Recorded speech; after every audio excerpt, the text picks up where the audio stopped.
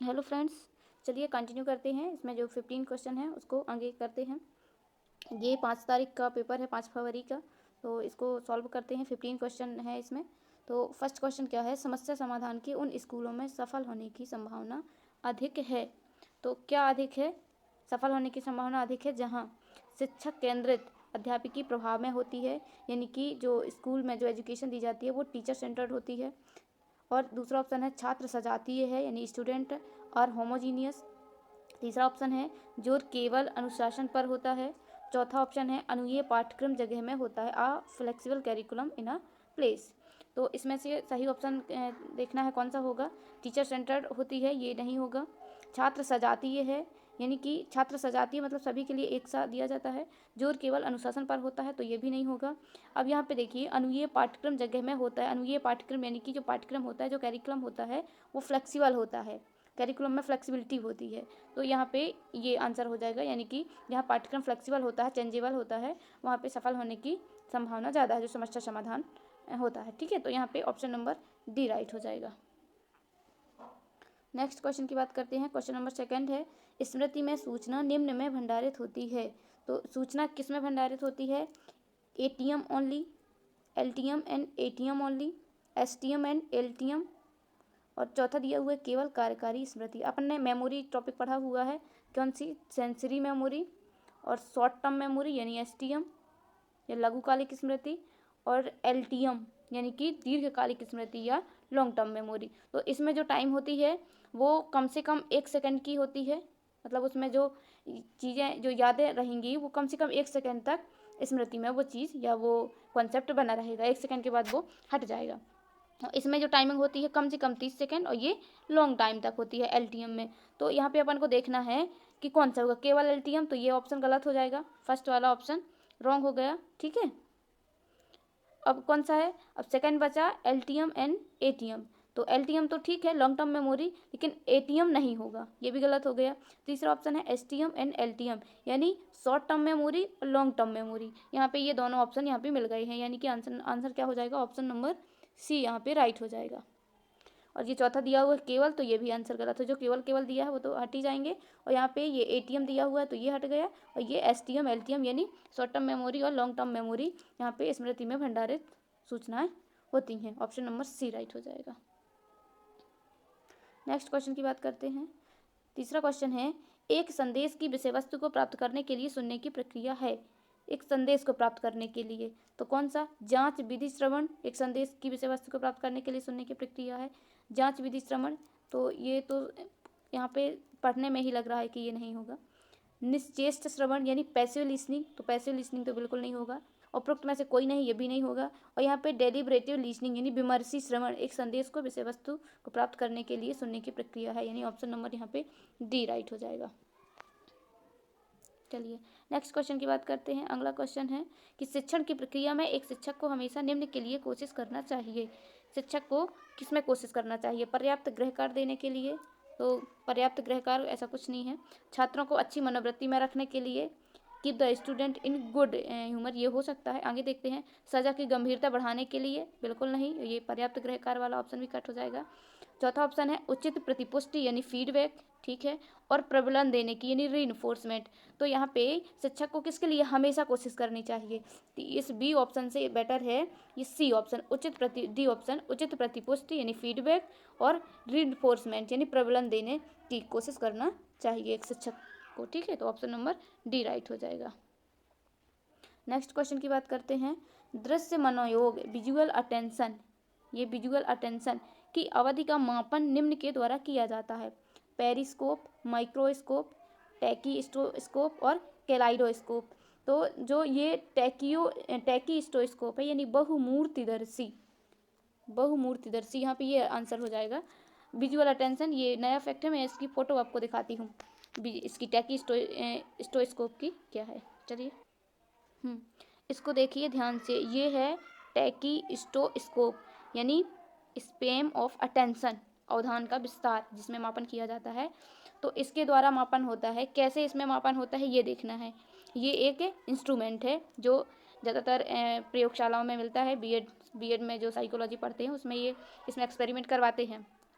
तो इसमें क्या होता है ये ध्यान देना है कि इसमें सार्थक और निरर्थक शब्दों के कुछ कार्ड बनाए जाते हैं। ठीक है, तो जो सार्थक और निरर्थक शब्दों के जब कार्ड बनाए जाते हैं, इसके ये सामने वाला होता है, ये इंस्ट्रूमेंट का ये सामने होता है और ये बैक है, ये पीछे का है।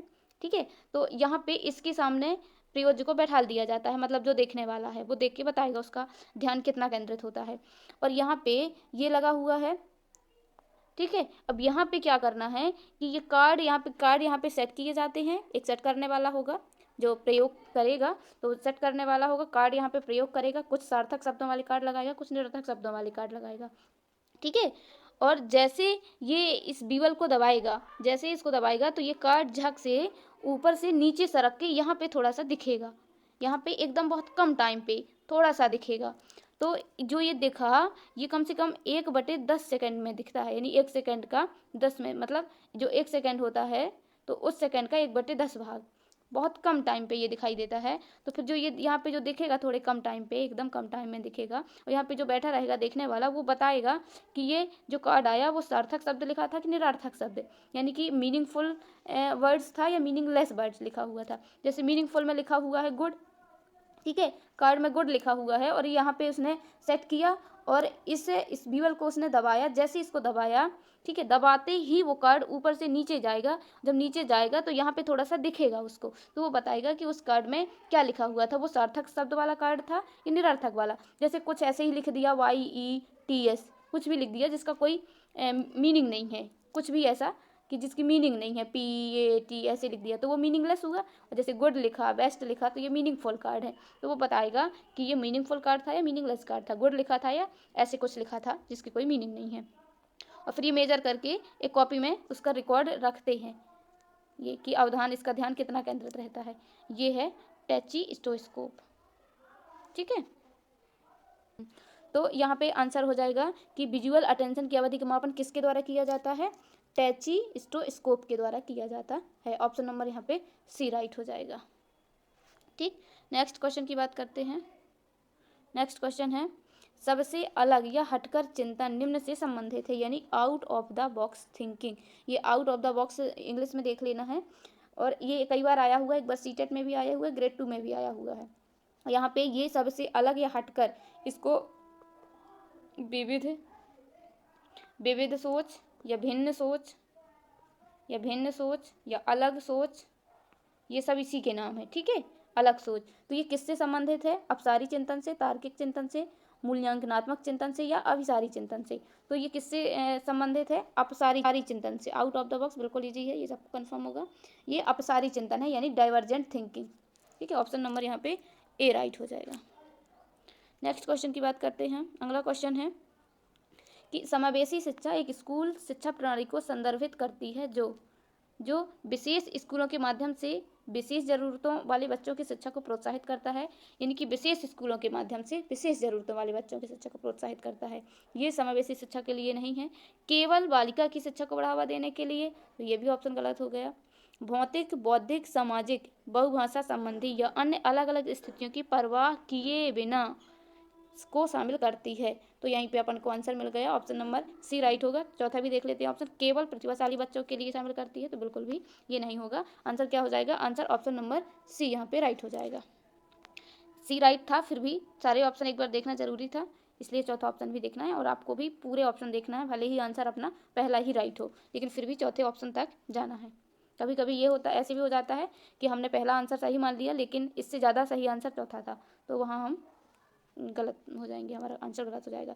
एक बच्चे के गलत काम को बदलने का सबसे अच्छा तरीका निम्न है, कौन सा, एक और मौका देकर, अच्छे नैतिक मूल्य का शिक्षण देकर, दंड देकर, पुरस्कार देकर। तो दंड देकर तो बिल्कुल नहीं होगा, एक और मौका देकर, इससे अच्छा तो अच्छे नैतिक मूल्य का शिक्षण देकर, यानी कि ये भी गलत हो जाएगा, और पुरस्कार देकर भी गलत हो जाएगा। यानी टीचिंग गुड मोरल वैल्यूज, यानी उसको नैतिकता के लिए कुछ एग्जाम्पल देना है, कुछ बातें उसको बताना है, और उसको शिक्षित करना है कि नैतिक मूल्य देना है, किसी अच्छे लोगों का उदाहरण दे करके उसको नैतिकता के लिए बताना है, और जो गलत काम कर रहा है उसको बदलवाना है। ठीक है, गलत काम जैसे कोई गलत काम कर रहा है तो उसके नुकसान बताना है, या किसी ने ऐसे काम किया हो तो उसको बाद में कैसा हुआ, किसके साथ क्या हुआ, ये सब बताना है उसको, और जो नैतिकता वाले काम करते हैं उनके उदाहरण देना है, तो इससे बच्चा गलत काम जो कर रहा है वो छोड़ देगा।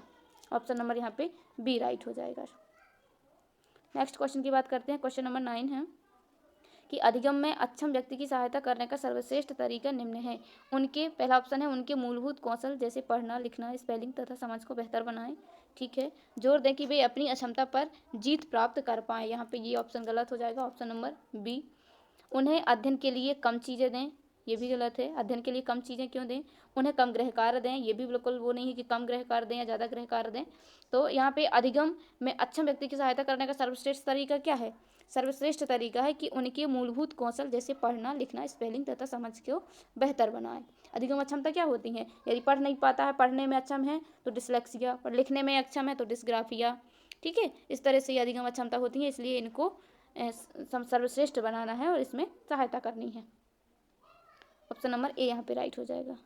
क्वेश्चन नंबर 10 की बात करते हैं कि छात्रों को उनका अध्ययन अच्छी तरह से करने की सहायता करने का सबसे अच्छा तरीका है। यानी छात्र उनका अध्ययन अच्छी तरह से करने में सहायता करना है तो क्या करना है? एक शिक्षक को, शिक्षक क्या करे? मार्गदर्शन और परामर्श दे, सजा दे, कठोर और सख्त अनुशासन करे, पुरस्कार दे। तो कठोर और सख्त अनुशासन और सजा ये बिल्कुल गलत हो जाएगा।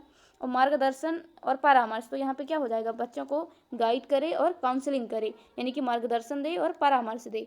तो इससे छात्र क्या होंगे? अच्छी तरह से अध्ययन करेंगे। यही शिक्षक की सहायता है। शिक्षक क्या करे? उनको मार्गदर्शन दे, सहायता करे। ठीक है, तो ऑप्शन नंबर यहाँ पे ए राइट हो जाएगा। आगे चलते हैं। क्वेश्चन नंबर 11 है कि जब एक ही छात्र के लिए दूसरी बार परीक्षण प्रशासित किया जाता है और उसमें पहले जैसा ही परिणाम प्राप्त हो तो इस प्रकार के परीक्षण को क्या कहा जाता है? यानी जो एक अच्छा परीक्षण होता है तो उसमें उसकी विशेषताएं क्या होती हैं? दोहराने योग्य ये ऐसी कोई नहीं है, विश्वसनीय होता है और वैध होता है। ठीक है, ये दो क्या हैं? एक अच्छे मूल्यांकन की या परीक्षण की तो ये दो विशेषताएं होती हैं। जो ये मानक है ये भी नहीं है, अपन को इसमें से छांटना है कि ये विश्वसनीय की बात कर रहा है या वैध की बात कर रहा है। तो वैध क्या होता है कि हम जिस उद्देश्य के लिए मूल्यांकन कर रहे हैं वो उस उद्देश्य की पूर्ति हो रही है, जैसी जिस उद्देश्य के लिए हम मूल्यांकन कर रहे हैं उसी उद्देश्य की पूर्ति हो रही है, तो वह मूल्यांकन क्या है? वैध माना जाएगा, यानी कि मूल्यांकन वैध है। और यहाँ पे ऐसा एम्स की बात नहीं हो रही, यानी उद्देश्य की बात नहीं हो रही। यहाँ पे क्या बात हो रही है कि एक ही छात्र के लिए जब हम दूसरी बार यानी दूसरे टाइम पे परीक्षण करते हैं तो भी उसका रिजल्ट सेम मिलता है, परिणाम जो है वो वैसा ही मिलता है, प्राप्त होता है। तो वो परीक्षण क्या है? तो वो परीक्षण क्या होगा? वो परीक्षण विश्वसनीय होगा। विश्वसनीय में क्या होता है?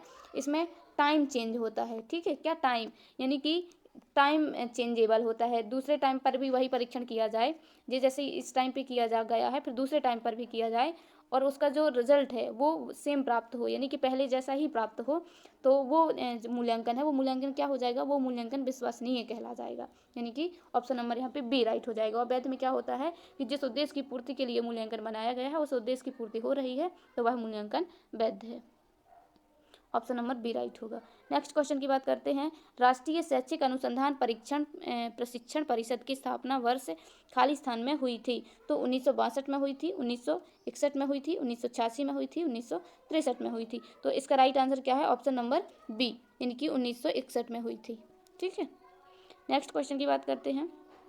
संज्ञानात्मक विकास का उच्चतम स्तर कौन सा है? संज्ञानात्मक विकास यानी कि कॉग्निटिव डेवलपमेंट थ्योरी। तो कॉग्निटिव डेवलपमेंट थ्योरी जीन पियाजे ने दी थी। पहली स्टेज बताई थी सेंसरी स्टेज, दूसरी बताई थी प्री ऑपरेशनल स्टेज यानी कि पूर्व संक्रियात्मक अवस्था और संवेदी अवस्था, तीसरी बताई थी मूर्त संक्रियात्मक अवस्था, इंग्लिश में ही लिखा हुआ है कंक्रीट ऑपरेशनल स्टेज, यानी कि ये तीसरी स्टेज है, ये दूसरी स्टेज है और ये पहली स्टेज है। और चौथी फॉर्मल ऑपरेशनल स्टेज, यानी कि ये चौथी है, यानी कि औपचारिक संक्रियात्मक अवस्था। तो यहाँ पे उच्चतम स्तर बताना है, तो उच्चतम स्तर कौन सा है? ये ऑप्शन नंबर 4 यहाँ पे राइट हो जाएगा। इसकी जो एज होती है वो 0 से 2 वर्ष होती है, ये दूसरी स्टेज 2 से 7 वर्ष होती है, 7 वर्ष। जो तीसरी स्टेज होती है वो 7 से 11 वर्ष होती है और ये 12 वर्ष के बाद होती है। तो जो उच्चतम है ये चौथी मानी जाएगी, formal operational stage. Option number यहाँ पे डी राइट हो जाएगा। नेक्स्ट क्वेश्चन की बात करते हैं। अगला क्वेश्चन है समूह शिक्षण का लाभ कौन सा नहीं है? तो समूह शिक्षण का कौन सा लाभ नहीं है? शिक्षकों को बेहतर वित्तीय लाभ, शिक्षण तकनीकों का बेहतर उपयोग, बेहतर योजना, संसाधनों का बेहतर उपयोग। तो यहाँ पे जो संसाधनों का बेहतर उपयोग है ये है, क्योंकि बहुत सारे जब ग्रुप में पढ़ते हैं तो संसाधन का अच्छा उपयोग होता है समूह शिक्षण में। किसी एक संसाधन, जैसे कोई एक संसाधन है, ग्रुप में टीचिंग करवा रहे हैं तो उसका बेहतर उपयोग हो रहा है, सब लोग देख पा रहे हैं, सब लोग उसका यूज कर पा रहे हैं। ये एक बेहतर योजना है। ग्रुप थ्योरी, ग्रुप टीचिंग या टीम टीचिंग एक अच्छी योजना है, एक दूसरे से उसमें सीखते हैं बालक। शिक्षण तकनीक का बेहतर उपयोग है, ये भी सही है। शिक्षकों को बेहतर वित्तीय लाभ, जो शिक्षकों का बेहतर वित्तीय लाभ है, यहाँ पे ये हो जाएगा कि ये नहीं है। ऑप्शन नंबर यहाँ पे ए राइट हो जाएगा, यानी शिक्षकों को वित्तीय लाभ, बेहतर वित्तीय लाभ, ये कोई समूह शिक्षण का लाभ नहीं है। ऑप्शन नंबर यहाँ पे ए राइट हो जाएगा। नेक्स्ट क्वेश्चन की बात करते हैं, क्वेश्चन नंबर 15, और ये लास्ट क्वेश्चन है। दृश्य आधारित शिक्षार्थी यानी विजुअल लर्नर्स के लिए कौन सी अध्ययन प्रणाली बेहतर होती है? तो यहाँ पे पहला ऑप्शन है खेल वाली तकनीकी यानी गेमिंग टेक्निक। विजुअल लर्नर्स की बात करना है, सम्मेलन तकनीकी एसोसिएशन टेक्निक, अवधारणा मानचित्रण यानी कॉन्सेप्ट मैपिंग, पठन या अनुवाचन प्रणाली। तो पठन या अनुवाचन प्रणाली ये दृश्य आधारित के लिए नहीं है, ये श्रव्य आधारित के लिए है। खेल वाली तकनीकी ये जो फिजिकल मेमोरी खेल खेल में जो सीखते हैं उनके लिए है। सम्मेलन तकनीकी में भी ये दृश्य लर्नर्स के लिए है। और जो तीसरा दिया हुआ है अवधारणा मानचित्रण, ये दृश्य विजुअल लर्नर्स के लिए, जो विजुअल लर्नर्स होते हैं, दृश्य आधारित शिक्षार्थी होते हैं, उनके लिए है कॉन्सेप्ट मैपिंग यानी कि अवधारणा मानचित्रण। तो ऑप्शन नंबर यहाँ पे सी राइट हो जाएगा। चलिए आज के लिए इतने ही क्वेश्चन हैं 15, और आपको अच्छे लगे हों तो लाइक करिएगा और शेयर करिएगा, और कहीं यदि एक्सप्लेन में कोई मिस हुआ हो या रॉन्ग हुआ हो तो आप कमेंट सेक्शन में बता सकते हैं। ठीक है, थैंक यू फॉर वॉचिंग, मिलते हैं नेक्स्ट वीडियो में।